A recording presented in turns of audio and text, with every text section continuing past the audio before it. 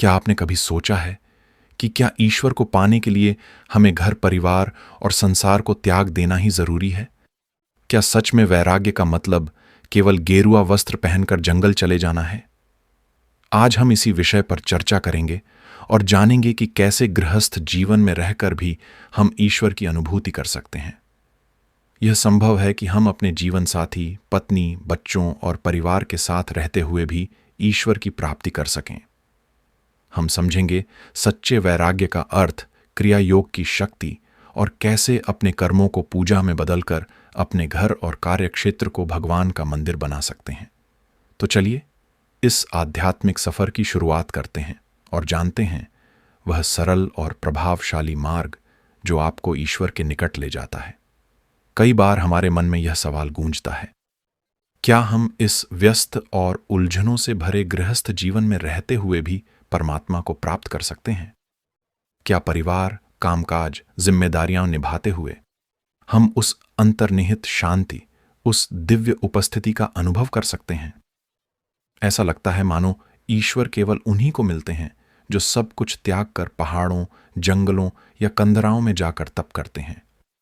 और हम जैसे साधारण लोग जो घर परिवार के बंधनों में बंधे हैं, क्या हमारे लिए ईश्वर की प्राप्ति संभव है? परमहंस योगानंद जी कहते हैं, हाँ, बिल्कुल संभव है। बल्कि यदि हृदय में श्रद्धा हो और जीवन में विवेक, तो यही गृहस्थ जीवन एक सुंदर आध्यात्मिक यात्रा बन सकता है। यह रास्ता त्याग का नहीं, समझ का है। यह त्याग बाहर का नहीं, भीतर का होता है, जहां हम अपने कर्मों, विचारों और भावनाओं को धीरे धीरे उस परम सत्य से जोड़ना सीखते हैं। जैसे देवर्षि नारद ने राजा युधिष्ठिर को उपदेश दिया था कि एक राजा जो युद्ध करता है, प्रजा की रक्षा करता है, राजकाज संभालता है, वह भी यदि अपने कर्मों को ईश्वर को समर्पित करता है तो वह भी मोक्ष का अधिकारी हो सकता है। असल में आध्यात्मिकता का अर्थ भागना नहीं, जागना है। जागना उस दिव्य उपस्थिति के प्रति जो हर जगह है, यहां तक कि आपके रसोई घर, ऑफिस, बाजार और शयन कक्ष में भी। इस वीडियो में हम जानेंगे कि कैसे परमहंस योगानंद जी ने अपने ग्रंथों में और प्रवचनों में गृहस्थ जीवन को एक आध्यात्मिक प्रयोगशाला के रूप में प्रस्तुत किया है, जहां साधक ध्यान, भक्ति और सेवा के माध्यम से परमात्मा से जुड़ सकता है। लेकिन इसके लिए एक ठोस नींव की जरूरत होती है, जो बनती है समय के विवेकपूर्ण उपयोग, आय के संयमित नियोजन और सत्संग व शुभ संगति के द्वारा। यही नींव हमें उस शाश्वत यात्रा की ओर ले जाती है जो परमात्मा तक पहुंचती है। जिस प्रकार किसी भवन को टिकाऊ और मजबूत बनाने के लिए गहरी नींव की आवश्यकता होती है, उसी प्रकार गृहस्थ जीवन में आध्यात्मिक उन्नति के लिए भी एक ठोस और संतुलित आधार जरूरी होता है। परमहंस योगानंद जी हमें बताते हैं कि 3 मुख्य स्तंभ हैं जिन पर हम अपनी ईश्वर यात्रा की नींव रख सकते हैं। पहला स्तंभ है समय का समर्पण। शास्त्रों ने स्पष्ट कहा है, अपने 24 घंटों में से कम 10वां भाग यानी लगभग 2.5 घंटे प्रभु के लिए निकालिए। और यदि उतना संभव ना हो तो जितना भी समय मिले पूरी निष्ठा और एकाग्रता से दीजिए। यह समय आपका व्यक्तिगत है, केवल आप और आपके ईश्वर के बीच। इस समय का प्रयोग आप ध्यान, प्रार्थना, आत्ममंथन, मंत्र जप या भक्ति गीतों के माध्यम से कर सकते हैं। यह कोई रूटीन नहीं, यह एक प्रेमपूर्ण मुलाकात है, जैसे कोई प्रियजन दिन भर की थकान के बाद अपनी मां की गोद में सिर रखकर चैन पाता है। दूसरा स्तंभ है धन का संयमित प्रयोग। शास्त्रों के अनुसार अपनी ईमानदार कमाई का 10वां हिस्सा ईश्वर के कार्य, जरूरतमंदों की सेवा और धार्मिक सामाजिक कल्याण के लिए अर्पित करें। यह सिर्फ दान नहीं है, यह आपके भीतर विराटता और उदारता के भाव को जगाने की एक प्रक्रिया है। जब आप अपनी कमाई का अंश किसी भूखे को भोजन देने, किसी दुखी को राहत देने या किसी साधु संत के कार्य में लगाते हैं, तो आप वास्तव में अपने हृदय को व्यापक कर रहे होते हैं। यह कर्तव्य नहीं, प्रेम का प्रस्फुटन है, ईश्वर को दिया गया अर्पण, जिसे आप मुस्कुराते हुए करें, जैसे एक बालक अपनी मां को फूल भेंट करता है। तीसरा स्तंभ है सत्संग। सत्संग का अर्थ है उन महापुरुषों का संग जिन्होंने न केवल ईश्वर की बात की है बल्कि उन्हें अनुभव भी किया है। जब भी अवसर मिले उनके पास जाए। अपने जीवन की ऊंच नीच, पद प्रतिष्ठा, अहंकार, सब कुछ द्वार पर छोड़कर एक जिज्ञासु बालक की तरह उनके चरणों में बैठिए, क्योंकि जब आप विनम्रता के भाव से, शुद्ध हृदय से सत्संग करते हैं तो उन संतों के शब्दों से, उनकी उपस्थिति मात्र से आपके भीतर के द्वार खुलने लगते हैं। आपके हृदय के भीतर जो आनंद, शांति और आत्मिक प्रकाश वर्षों से छिपा हुआ था, वह धीरे धीरे प्रस्फुटित होने लगता है। इसीलिए समय दीजिए, अंश समर्पित कीजिए और संग चुनिए। यही वो 3 दिव्य औजार हैं जिनसे आप अपने गृहस्थ जीवन को ईश्वर की ओर बढ़ने का सुंदर साधन बना सकते हैं। अनेक लोग यह भ्रम पाल लेते हैं कि ईश्वर की प्राप्ति केवल उन्हीं के लिए संभव है जो संसार और संबंधों का त्याग कर वन गमन करें, गेरुए वस्त्र धारण करें और सांसारिक उत्तरदायित्वों से दूर किसी पर्वत या कंदरा में ध्यान लगाएं। परमहंस योगानंद जी इस भ्रांति का स्पष्ट खंडन करते हैं। वे हमें बार बार यह सिखाते हैं कि सच्चा वैराग्य वस्त्रों या स्थानों से नहीं, बल्कि मन की स्थिति से होता है। गृहस्थ जीवन में भी आप एक सच्चे वैरागी बन सकते हैं यदि आपने अपने भीतर से मेरा और मुझे चाहिए कि भावनाओं को धीरे धीरे त्यागना सीख लिया है। सच्चा वैराग्य क्या है? यह है मन से आसक्ति का त्याग। आप परिवार में रहें, अपने कर्तव्यों को निभाएं, अपने बच्चों और जीवन साथी की चिंता करें, धन कमाएं, समाज में कार्य करें, परंतु किसी भी वस्तु, व्यक्ति या परिणाम से चिपक न जाएं। गृहस्थ जीवन कोई बाधा नहीं, बल्कि यह तो एक सुंदर प्रयोगशाला है जहां आप दिन प्रतिदिन कर्म करते हुए अपनी आत्मा को संपूर्ण रूप से शुद्ध कर सकते हैं। भगवान श्री कृष्ण ने भी श्रीमद् भगवद गीता में कहा, कर्म तो करना ही होगा, परंतु फल की इच्छा त्यागनी होगी। यही गृहस्थ योग है। यही वह दिव्य संतुलन है जिसमें आप संसार में रहते हुए भी भीतर से निष्कलंक और शांत रहते हैं। आपको घर छोड़ने की आवश्यकता नहीं, बल्कि मन में बसे मैं और मेरा के मोह को छोड़ने की आवश्यकता है। जो अंदर बंधन है, अपेक्षाओं का, स्वार्थ का, अधिकार भाव का, वास्तव में वही सच्चे त्याग का क्षेत्र है। आपका मन ही कुरुक्षेत्र है। युद्ध वहां हो रहा है जहां एक ओर है मोह और अपेक्षाओं की सेना और दूसरी ओर है अनासक्ति और ईश्वर में समर्पण का दिव्य रथ। जब आप बिना किसी लोभ, भय या अपेक्षा के केवल कर्तव्य भाव से ईश्वर को साक्षी मानकर कर्म करते हैं, तब आप गृहस्थ में रहकर भी योगी कहलाते हैं। आपके भीतर शांति बनी रहती है, चाहे बाहर तूफान हो या शांति। यही है जीवंत वैराग्य, जो किसी गुफा में नहीं, बल्कि आपके दैनिक जीवन, आपके परिवार, आपकी दिनचर्या में आपका ईश्वर से जीवंत संबंध बना देता है। अब मैं आपको उस विशेष और अत्यंत प्रभावशाली साधना के बारे में बताने जा रहा हूं, जिसे स्वयं परमहंस योगानंद जी ने इस युग में ईश्वर साक्षात्कार का राजमार्ग कहा है। यह साधना है क्रिया योग। परंतु ध्यान रखिए, यह कोई साधारण ध्यान या सांसों की गिनती करने की तकनीक मात्र नहीं है।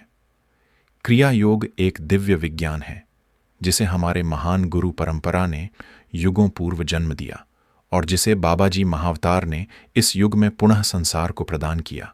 गृहस्थों के लिए, साधकों के लिए, उनके लिए जो संसार में रहते हुए भी परमात्मा की गोद में शांति पाना चाहते हैं। क्रिया योग की यह पावन धारा श्री लाहिड़ी महाशय जैसे आदर्श गृहस्थ योगियों के माध्यम से हम तक पहुंची। वे स्वयं उच्च पद पर कार्यरत एक सामान्य गृहस्थ थे, लेकिन उनका हृदय एक तपस्वी की तरह ईश्वर में डूबा था। उन्होंने क्रिया योग का अभ्यास करते हुए यह सिद्ध किया कि गृहस्थ जीवन और आत्म साक्षात्कार एक दूसरे के विरोधी नहीं, बल्कि एक ही यात्रा के 2 चरण हैं। क्रिया योग क्या करता है? यह साधना सीधे आपकी प्राण शक्ति, आपकी रीढ़ के केंद्रों में स्थित सूक्ष्म ऊर्जा चक्रों पर कार्य करती है। यह शरीर, मन और आत्मा के बीच की दूरी को समाप्त कर देती है। जब आप इसका अभ्यास करते हैं तो आपकी इंद्रियां बाहर की ओर नहीं दौड़ती, बल्कि वे भीतर लौट आती हैं। बाहर का कोलाहल धीरे धीरे शांत हो जाता है और भीतर एक ऐसी मौन धारा प्रवाहित होने लगती है जो आपको आपके आत्मस्वरूप और अंततः ईश्वर तक ले जाती है। और सबसे सुंदर बात यह है कि क्रिया योग आपसे कुछ त्यागने की मांग नहीं करता। यह आपको संसार से भागने के लिए नहीं कहता, बल्कि संसार के बीच रहकर अपने भीतर एक नवजागृत चेतना के साथ जीने का ढंग सिखाता है। क्रिया योग से उत्पन्न शांति और एकाग्रता आपको न केवल ध्यान में गहराई प्रदान करती है, बल्कि आपके दैनिक कार्यों को भी अधिक शुद्ध, सजग और संतुलित बनाती है। आप अपनी व्यस्तता के बीच भी भीतर एक गहरे ध्यान में स्थित रह सकते हैं। यही तो चमत्कार है इस योग का, कि यह केवल ध्यान नहीं, बल्कि एक जीवन जीने की कला है। यह संतुलन सिखाता है, जहां एक ओर आप कर्तव्य निभाते हैं और दूसरी ओर भीतर से निर्लिप्त, शांत और प्रभु में स्थित रहते हैं। यही वह दिव्य विज्ञान है जो परमहंस योगानंद जी ने संसार को दिया, जिसे अपनाकर आप भी गृहस्थ जीवन में रहते हुए ईश्वर की अनुभूति कर सकते हैं। निसंदेह क्रिया योग ईश्वर को अनुभव करने का एक सीधा और तीव्रगामी राजमार्ग है। यदि इसे योग्य मार्गदर्शन में सीखा जाए तो यह साधना गृहस्थ जीवन में रहते हुए भी दिव्य चेतना को जगाने की शक्ति रखती है। परंतु वे साधक जो अभी इस पथ पर औपचारिक रूप से नहीं चल पाए हैं, उन्हें तनिक भी निराश होने की आवश्यकता नहीं है, क्योंकि ईश्वर का प्रेम किसी एक पद्धति, एक परंपरा या एक दीक्षा तक सीमित नहीं होता। वह तो सर्वव्यापी है। जहां भी सच्ची प्यास है, जहां भी मन की गहराई से पुकार उठती है, वहीं वे अपनी करुणा से उतर आते हैं। यदि आप अभी क्रिया योग नहीं कर रहे हैं या किसी अन्य गुरु के मार्गदर्शन में साधना कर रहे हैं, तो भी प्रभु की प्राप्ति संभव है। आप अपने घर में, अपने ही हृदय में एक दिव्य मंदिर रच सकते हैं। कैसे? हर दिन थोड़ी देर, बस कुछ क्षण अपने जीवन के शोरगुल से हटकर प्रभु के नाम का प्रेम पूर्वक जप करें। जैसे कोई प्रियतम को पुकारता है, वैसे उन्हें पुकारिए, या फिर शांति से बैठ जाइए और अपनी आती जाती श्वास पर ध्यान केंद्रित कीजिए। बस देखिए, श्वास आ रही है, जा रही है और आप साक्षी बन रहे हैं। यह छोटा सा अभ्यास आपके मन को तरंगों से मुक्त कर अंदर के मौन में ले जाएगा। आप चाहें तो पवित्र ग्रंथों का स्वाध्याय करें या प्रभु के प्रेम, शांति, आनंद और क्षमा जैसे दिव्य गुणों पर ध्यान करें। महत्वपूर्ण बात पद्धति नहीं, आपकी निष्ठा है। आपका नियमित अभ्यास और भीतर की सच्ची तड़प ही आपके अंतरतम को प्रभु के प्रेम से भर देगी। याद रखिए, सच्चा मार्ग वही है जिस पर आप पूरे दिल से चलते हैं। तो आरंभ कीजिए आज ही, अभी से, भले कुछ मिनटों से हो, पर जब वह समय ईश्वर को समर्पित होता है तो वह क्षण संपूर्ण जीवन को प्रकाशमय कर सकता है। ईश्वर केवल मंदिरों में नहीं बसते। वे न केवल ध्यान कक्षों या आश्रमों में अनुभव किए जा सकते हैं, बल्कि आपके घर में, आपके रसोई घर में, आपके कार्यालय और दुकान में भी उन्हें साक्षात पाया जा सकता है। बस हमें सीखनी है एक दिव्य कला, अपने जीवन को ही मंदिर में रूपांतरित करने की कला। कैसे? जब आप अपने हर कर्म को ईश्वर की सेवा समझकर करने लगते हैं, तब घर, कार्य, परिवार, सभी साधारण दिखने वाले क्षेत्र एक पवित्र तपस्थली बन जाते हैं। अपने घर को केवल ईंट पत्थर का ढांचा मत मानिए, उसमें भगवान को बसाइए। अपने बच्चों में, अपने माता पिता में, जीवन साथी में ईश्वर का ही अंश देखिए। जब आप भोजन बनाते हैं तो मानिए कि यह प्रसाद है प्रभु के लिए। जब आप अपने परिवार की आवश्यकताओं का ध्यान रखते हैं तो समझिए कि आप उनके रूप में ईश्वर की सेवा कर रहे हैं। ऐसे में सेवा बोझ नहीं रहती, बल्कि वह पूजा बन जाती है। थकावट नहीं होती, बल्कि हृदय से आनंद की तरंगें उठती हैं। अब बात कार्यक्षेत्र की। वह स्थान जहां आप आजीविका कमाते हैं, वहीं आप आत्मिक समृद्धि भी अर्जित कर सकते हैं। कैसे? जब आप अपने कार्य को केवल नौकरी नहीं, बल्कि ईश्वर को अर्पित सेवा मानते हैं, तब वह स्थान भी कर्म मंदिर बन जाता है। अपने सहकर्मियों, ग्राहकों और हर आने जाने वाले में प्रभु की छवि देखिए। हर कार्य को पूरे प्रेम, ध्यान और निष्ठा से कीजिए, मानो वह ईश्वर का ही कार्य है। जब आप ऐसा करते हैं तो कर्म केवल कर्म नहीं रहता, वह ध्यान का एक रूप बन जाता है। कर्म का फल क्या होगा, उसकी चिंता मत कीजिए। बस उस कर्म को पूरी भावना और समर्पण से कीजिए।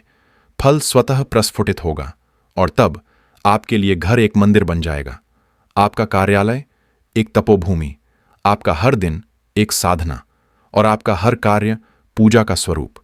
यही है वह दिव्य कला जिसे यदि एक गृहस्थ जान ले तो वह गृहस्थ रहकर भी एक महायोगी बन सकता है। अब आपने समय का सदुपयोग करना सीखा, आसक्ति का त्याग किया, क्रिया योग का अभ्यास समझा और अब कर्म को पूजा में रूपांतरित करना भी सीख लिया। यह है गृहस्थ जीवन का गुप्त राजमार्ग जो आपको अंतर्मुक्ति और ईश्वर साक्षात्कार की ओर ले जाता है। परंतु गृहस्थ जीवन की इस अनवरत भागदौड़ में, जहां संसार का चक्र निरंतर घूम रहा है, हम ईश्वर के साथ अपना अटूट संबंध कैसे बनाए रखें? इसका उत्तर है निरंतर ईश्वर स्मरण। जैसे एक संगीतकार के मन में हर क्षण संगीत की लय बजती रहती है, जैसे एक प्रेमी के हृदय में सदा प्रियतम का स्मरण बना रहता है, वैसे ही आपको भी अपने मन में ईश्वर की याद, उनका प्रेम और उनकी अनुभूति लगातार बनाए रखनी होगी। यह स्मृति केवल प्रातः या संध्या के ध्यान तक सीमित नहीं होनी चाहिए। आप चलते फिरते, कार्य करते हुए, लोगों से मिलते हुए भी भीतर ही भीतर उनका नाम जपते रहें, उनके स्वरूप का ध्यान करते रहें, या बस उनकी उपस्थिति को महसूस करने का अभ्यास करें। अपने मन में ईश्वर के प्रति प्रेम, भक्ति को बढ़ावा दीजिए। उनसे अपने मन की बातें कीजिए, अपने सुख दुख सुनाइए। हर घटना में उनकी इच्छा को पहचानिए। यह आंतरिक संवाद आपको ईश्वर के बहुत निकट ले जाएगा। जब आपका हृदय प्रभु के प्रेम से भर जाएगा, तो बाहरी दुनिया की उथल पुथल आपको विचलित नहीं कर पाएगी। आपको एक ऐसी आंतरिक शांति और शक्ति प्राप्त होगी जो हर परिस्थिति में आपको स्थिर और संभाले रखेगी। यह निरंतर स्मरण और प्रेम ही है जो आपके कर्म योग और ध्यान योग को जीवंत रखते हैं, इन्हें सूखा और निर्जीव होने से बचाते हैं। दिन की शुरुआत प्रार्थना से कीजिए। दिन के अंत में प्रभु को धन्यवाद अर्पित कीजिए, और बीच बीच में जब भी अवसर मिले, एक क्षण के लिए ठहरकर अपने इष्ट का स्मरण कर लीजिए। इस प्रकार गृहस्थ जीवन की व्यस्तता के बीच भी आप निरंतर ईश्वर के प्रेम और शांति में स्थित रह सकते हैं। किंतु इस पावन मार्ग पर सफलतापूर्वक चलने के लिए दो अत्यंत आवश्यक बातें हैं: आपका दृढ़ संकल्प और गुरु की अहेतु कृपा। चाहे आपके पास कितना भी श्रेष्ठ मार्ग हो, कितनी भी प्रभावशाली तकनीक क्यों न हो, जब तक आपके भीतर उसे अपनाने का दृढ़ निश्चय और प्रबल संकल्प न होगा, तब तक आपकी आध्यात्मिक प्रगति संभव नहीं। आपको प्रतिदिन अभ्यास करना होगा, अपने अंदर छिपे आलस्य और पुराने संस्कारों से लड़ना होगा और पूरे मनोयोग से अपने लक्ष्य की ओर बढ़ना होगा। परंतु केवल पुरुषार्थ ही काफी नहीं। इस गहन आध्यात्मिक यात्रा में हर कदम पर आपको चाहिए मार्गदर्शन, प्रेरणा और सबसे बढ़कर गुरु की दिव्य कृपा। गुरु ही वह प्रकाश स्तंभ हैं जो आपके लिए अंधकारमय मार्ग को प्रकाशित करते हैं। गुरु ही वह शक्ति हैं जो जब आप गिरते हैं तो आपको उठाते हैं। गुरु ही वह माध्यम हैं जिनसे होकर परमात्मा की अनंत कृपा आप तक पहुंचती है। विशेष रूप से क्रिया योग जैसी कठिन साधना में आपके सच्चे प्रयास और लगन से ही गुरु कृपा आकर्षित होती है, और गुरु कृपा आपके प्रयास को फलदायी बनाती है। इसलिए पूर्ण श्रद्धा, समर्पण और दृढ़ संकल्प के साथ अपने चुने हुए मार्ग पर चलते रहें। अपने गुरु द्वारा दी गई विधि का निष्ठापूर्वक अभ्यास करें। अटल विश्वास रखें कि चाहे आप गृहस्थ हों या विरक्त, यदि आपके मन में सच्ची लगन है, यदि आपके हृदय में ईश्वर के लिए तीव्र व्याकुलता है, और यदि आप गुरु के मार्गदर्शन में हैं, तो परमानंद की वह दिव्य अवस्था, ईश्वर के साथ एकाकार हो जाने का परम सौभाग्य आपको इसी जीवन में, इसी संसार में निश्चित ही प्राप्त हो सकता है। ईश्वर और गुरुओं का आशीर्वाद आप पर सदैव बना रहे, आपका मार्ग प्रकाशमान रहे और आपका जीवन प्रेम, शांति और आनंद से परिपूर्ण हो। आशा करता हूं कि इस यात्रा में बताई गई बातें आपके जीवन और साधना के मार्ग को प्रकाशमान करेंगी। याद रखिए, ईश्वर की खोज एक निरंतर प्रयास है, एक ऐसा सफर जिसमें विश्वास, लगन और गुरु की कृपा सबसे महत्वपूर्ण साथी हैं। इस दिव्य मार्ग पर निरंतर चलिए, अपने मन को शुद्ध रखिए और हर दिन ईश्वर की स्मृति में डूबिए। जीवन के इस सुंदर अध्याय को अपने हृदय से अपनाइए और हर पल को एक अवसर बनाइए अपने भीतर की सच्ची शांति और आनंद को खोजने का। आप सभी का इस यात्रा में साथ देने के लिए धन्यवाद। जल्द ही फिर मिलेंगे एक नए विषय और नए अनुभव के साथ। तब तक के लिए अपना ध्यान रखें और ईश्वर की कृपा सदैव बनी रहे।